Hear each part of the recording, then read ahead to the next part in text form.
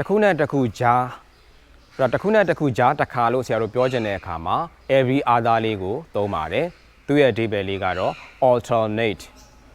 ပဲဖြစ်ပါတယ်ပေါ့နော်အဲ့တော့ example လေးနဲ့ဆရာတို့ပြောရမယ်ဆိုလို့ရှိရင် every other day တရက်ခြားတစ်ခါ not every day နေ့တိုင်းမဟုတ်ပါဘူးပေါ့နော်အဲ့တော့ every other weeks တစ်ပတ်ခြားတစ်ခါ not every week အပတ်တိုင်းမဟုတ်ပါဘူး every other month တစ်လခြားတစ်ခါ not every month လတိုင်းမဟုတ်ပါဘူး every other years တစ်နှစ်ခြားတစ်ခါ not every year နှစ်တိုင်းမဟုတ်ပါဘူးပေါ့နော်အဲဒီလိုပုံစံလေးနဲ့ဆရာတို့သွားပါမယ်ကဲဒါဆိုရင် example လေးနဲ့ဆိုရင် he says I need to water plant every other day he said သူကပြောတယ် I need to water plants every other day အဲ့တော့ every other day တရက်ခြားတစ်ခါ I need to water plants ငါအပင်တွေကိုရေလောင်းဖို့လိုအပ်တယ်လို့ he said သူက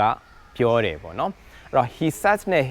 I နဲ့ကြားထဲမှာ that ဆိုတဲ့ relative pronoun conjunction ကိုဖျောက်ပြီးရေးထားတဲ့အတွက်ကြောင့်မို့လို့ noun clause ရဲ့အမြင့်စားပဲဖြစ်ပါတယ်အဲ့တော့ noun clause လေးနဲ့ every other ဆိုတဲ့စကားလုံးလေးနဲ့ပေါင်းစပ်ပြီးတော့ရေးသားထားတဲ့ပုံစံလေးပဲဖြစ်ပါတယ် okay ရလိမ့်မယ်လို့မျှော်လင့်ပါတယ်နောက်ထပ် example တစ်ခုကတော့ I looked after my friend and visited him every other weeks I looked after my friend ငါတကယ်ချင်းကိုငါကြည့်ရှုစောင့်ရှောက်ခဲ့တယ် and ပြီးတော့ visited him every other week ကြည့်ရှုစောင့်ရှောက်ခဲ့တယ်ပြီးတော့သူ့စီကိုတစ်ပတ်ခြားတစ်ခါငါအလဲပတ်သွားခဲ့တယ်ပေါ့နော်အဲ့တော့ and ဆိုတဲ့ compound sentence လေးနဲ့ every other ဆိုတဲ့စကားလုံးလေးနဲ့ပေါင်းစပ်ပြီးတော့ရေးသားထားတဲ့ပုံစံလေးပဲဖြစ်ပါတယ်အဲ့တော့ဒီနေ့ဒီသင်ခန်းစာလေးမှာ and ဆိုတဲ့ compound sentence that ဆိုတဲ့ complex sentence နဲ့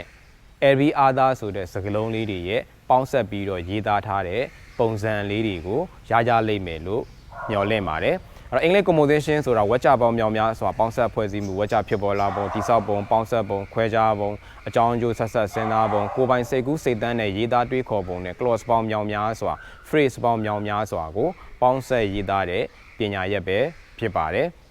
တော့ဒီနေ့ဒီသင်ခန်းစာလေးကိုကြိုက်နေတတ်တယ်ဆိုရင်ကိုယ့်ရဲ့မိတ်ဆွေတွေတကယ်ချင်းတွေကြည့်လို့ရအောင်ဆရာတို့ရဲ့ page လေးကို like and share လေးလုပ်ပေးပြီးတော့ဆရာတို့ရဲ့ YouTube channel လေးကိုလည်း subscribe လေးလုပ်ပေးထားခဲ့ကြပါဦးနောက်ထပ် video တွေမှာပြန်တွေ့ကြမယ်